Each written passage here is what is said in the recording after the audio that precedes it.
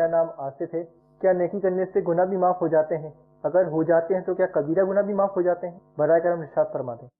نیکی سے گناہ کا معاف ہونا، دیکھیں اس میں یہ ہوتا ہے، اس میں یہ بات توجہ میں رکھنے کی ہے کہ نیکیوں سے گناہ تو معاف ہوتے ہیں، یہ تو قرآن و حدیث میں موجود ہے، لیکن اس کو اس معنی میں نہ لیا جائے کہ گناہ بھی کرتے رہے اور نیکیاں بھی کرتے رہے، نیکیوں سے گناہ تو معاف ہوتے ہی رہیں گے. صحیح.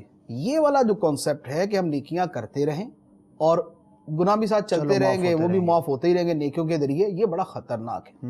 یعنی اس کا حکم بڑا سخت علماء نے بیان کیا ہے، اور بہت سارے لوگ اس پر عامل بھی ہوتے ہیں، یعنی واقعی اس پر چلنے والے ہوتے ہیں کہ نیکیاں کرتے رہتے ہیں اور ساتھ گناہ کا سلسلہ اسی سپیڈ کے ساتھ چل رہا ہوتا ہے. نیکیاں کیا کر رہے ہوتے ہیں؟ یعنی دیگیں چڑھا دیں اور جناب وہ کیا نام ہے، یعنی لنگر کر دیا، لوگوں کو کھانا کھلا دیا، یا حج و عمرہ کی کثرت کی ہوئی ہوتی ہے، سالانہ گناہوں کی معافی کی ترکیب.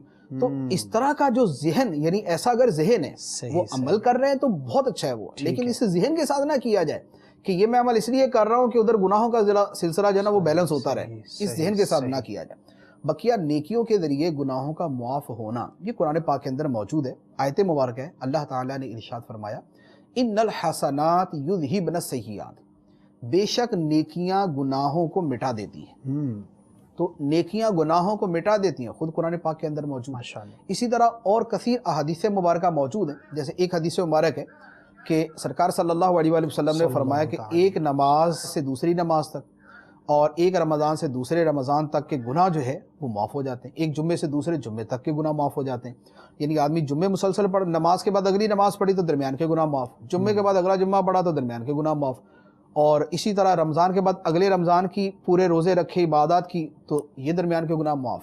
لیکن گناہ معاف کون سے ہوتے ہیں یہ ذہن میں رکھنے کا ہے، گناہ صرف صغیرہ معاف ہوتے ہیں، یعنی چھوٹے گناہ جو ہیں وہ معاف ہوتے ہیں. جو بڑے گناہ ہیں، بڑے گناہ اس کے اندر ہرگز نہیں آتی. یعنی ایسا نہیں ہے کہ ایک آدمی سود کھاتا رہے، رشوت لیتا رہے، چوریاں کرتا رہے، ڈکیتیاں کرتا رہے، کرپشن کرتا رہے، ظلم کرتا رہے، لوگوں کو تنگ کرتا رہے، پڑوسیوں کو ایذا دیتا رہے، اور اس کے بعد بولے کہ چونکہ میں تو 5 نمازیں پڑھتا ہوں، میں تو ہر جمعہ پڑھتا ہوں، میں ہر رمضان کے پورے روزے رکھتا ہوں، لہذا اب میرا ایذائے مسلم معاف ہو گیا، اور میرا لوگوں کو ستانا معاف ہو گیا، لوگوں کے حقوق دبانا معاف ہو گیا، یتیموں کا مال کھانا معاف ہو گیا، غریبوں پہ ظلم کرنا معاف ہو گیا. ایسا کچھ نہیں. صحیح، ایسا کچھ نہیں ہوگا. صرف جو چھوٹے گناہ ہیں وہ اس کے معاف ہوں گے.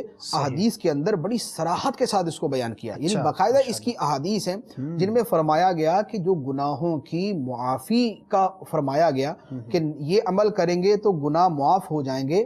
آگے الفاظ ہوتے ہیں جب تک کبیرہ سے اجتناب کریں، صحیح، جب تک کبیرہ گناہ سے بچیں. تو اس کا مطلب یہ ہوا کہ کبیرہ گناہ سے بچنا جو ہے وہ جدا ہے، بہرحال بچنا ہی بچنا، اس سے بچنا ہی پڑے گا، بلکہ خود کبیرہ گناہ سے بچنا جو ہے اس سے صغیرہ معاف ہو جاتے ہیں.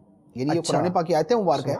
ارشاد فرمایا ان تجتنبوا کبائر ما تنہون عنہ نکفر عنکم سیئاتکم.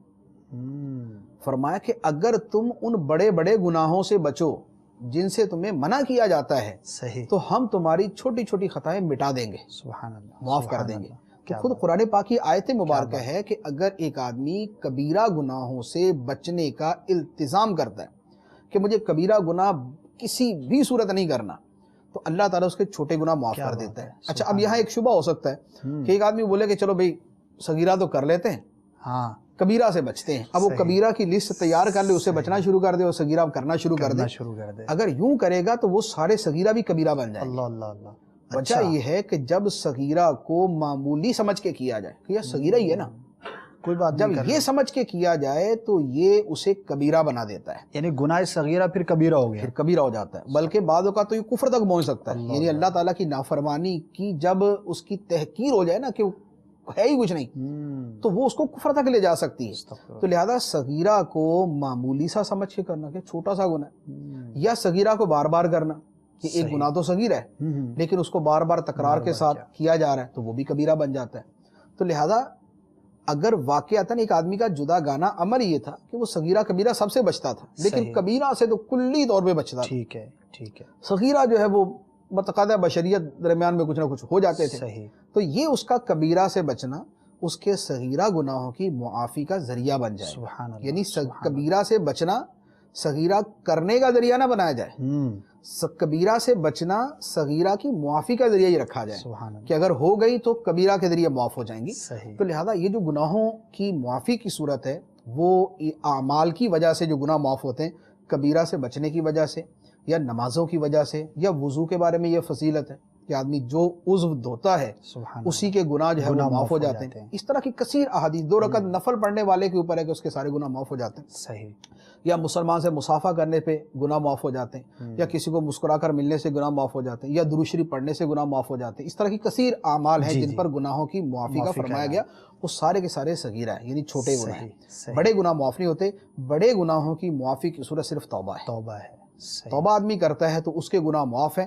ہاں، بلکہ معافی کے ساتھ ساتھ اللہ تعالیٰ یہ بھی یعنی اس کا کر سکتا ہے، یعنی اس کے ساتھ بندے کے ساتھ ہو سکتا ہے کہ اللہ تعالیٰ اس کے گناہوں کو نیکیوں کے اندر تبدیل فرما دے۔ سبحان اللہ۔ یہ قرآن پاک کی آیت مبارکہ، الا من تاب وآمن وعمل عملا صالحا فاولئک یبدل اللہ سیئاتہم حسنا، سبحان اللہ۔ مگر وہ جو توبہ کرے اور ایمان لائے اور اچھے عمل کرے تو یہ وہ ہیں کہ جن کے گناہوں کو اللہ تعالیٰ نیکیوں کے اندر تبدیل فرما دے گا۔ سبحان اللہ۔ تو لہذا توبہ کرنے سے کبیرہ صغیرہ سارے گناہ معاف ہو جاتے ہیں، یعنی جب سب سے توبہ کی جائے، ٹھیک ہے، جب سب گناہوں سے توبہ کی جائے تو صغیرہ کبیرہ سارے کے سارے معاف ہو جاتے ہیں۔ اور حج مبرور کے بارے میں اور ولایت عطا ہونے کے بارے میں بھی یہ فضیلت ہے۔